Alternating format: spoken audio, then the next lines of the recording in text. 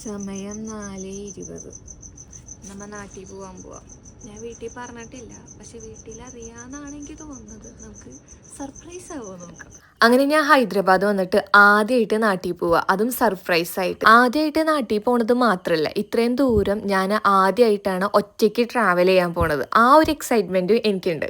ചെക്കിനും കാര്യങ്ങളൊക്കെ പെട്ടെന്ന് തീർന്നു. നേരത്തെ വന്നതിന് റീസൺ ലോഞ്ച് ആക്സസ് ഉള്ള ATM കാർഡ് ഉള്ളതായിരുന്നു, പക്ഷെ അതെന്നെ ചതിച്ചു. അവസാനം ഞാൻ KFCയിലെ ബർഗർ കഴിച്ചാണ് വിശപ്പടക്കിയത്. വെളുപ്പാങ്കാലത്ത് തന്നെ എണീറ്റ് പോകുന്നതുകൊണ്ട് നല്ല ഉറക്കക്ഷീണം ഉണ്ടായിരുന്നു. അതുകൊണ്ട് ഫ്ലൈറ്റിൽ കയറിയത് മാത്രമേ എനിക്ക് ഓർമ്മയുള്ളൂ. പിന്നെ അങ്ങോട്ട് നല്ലൊരു ഉറക്കം അങ്ങോട്ട് ഉറങ്ങി. അങ്ങനെ 1.5 മണിക്കൂർ നീണ്ട യാത്രയ്ക്ക് ശേഷം കേരളത്തിലെത്തി. അങ്ങനെ 10 കിലോന്റെ ഹാൻഡ് ലഗേജും 5 കിലോന്റെ ബാക്ക് ബാഗും ഇട്ടിട്ട് നാട്ടിലേക്ക് പോണത് ബസ്സിനാണ്. ഒരു ബസ്സല്ല, 4 ബസ്സാണ് മാറി കയറേണ്ടി വന്നത്. നമ്മുടെ KSRTC കയറിയാൽ ഇങ്ങനെ ഒരു ഷോട്ട് എടുക്കൽ നിർബന്ധമാണല്ലോ, ആ ഒരു കാറ്റടിച്ച വൈബില്. അങ്ങനെ കാലത്ത് 8:45 എയർപോർട്ടിൽ ലാൻഡ് ചെയ്ത ഞാൻ ഉച്ചയ്ക്ക് 12:30 ആയപ്പോൾ ഇരിങ്ങാലോടെ ബസ് സ്റ്റാൻഡ് എത്തി. അങ്ങനെ ഇരിങ്ങാലോടൊന്ന് എന്റെ എനർജി ഡ്രിങ്ക് ആയി ഉപ്പുസോഡ ഒക്കെ കുടിച്ചിട്ട് അവിടെ നിന്ന് അടുത്ത സെറ്റ് ഓഫ് യാത്ര സ്റ്റാർട്ട് ചെയ്തു. ഞാൻ വീട്ടിൽ പറയാണ്ടാ പോണേന്ന് പറഞ്ഞപ്പോൾ എന്റെ പല ഫ്രണ്ട്സും പറഞ്ഞു വീട്ടുകാർ വീട്ടിലില്ലെങ്കിൽ എന്ത് ചെയ്യുന്നു. അപ്പൊ ഞാൻ പറഞ്ഞു അവരെവിടെ പോവാനാ. ട്വിസ്റ്റ് എന്താന്ന് വെച്ചാൽ വീട്ടിൽ ആളെത്തിയിട്ടില്ല എന്നുള്ളതും എനിക്കറിയാം. അപ്പൊ അവിടെ പോയിട്ട് വേണം ബാക്കി കാര്യങ്ങൾ സെറ്റ് ചെയ്യാൻ. അങ്ങനെ വീട്ടിൽ ചെന്നപ്പോൾ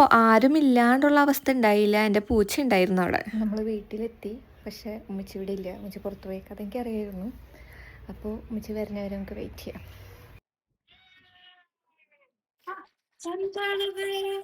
അങ്ങനെ വിചാരിച്ച പോലെ പ്ലാനൊന്നും ഫ്ലോപ്പ് ആയില്ല. സർപ്രൈസ് കൊടുക്കാൻ വന്ന സർപ്രൈസ് ഒക്കെ കൊടുത്തു. നല്ല ഫുഡൊക്കെ അടിച്ചു. ആ ഒരു ഡേ അങ്ങനെ അവസാനിപ്പിച്ചു. അപ്പോൾ ഓക്കെ, ബായ്.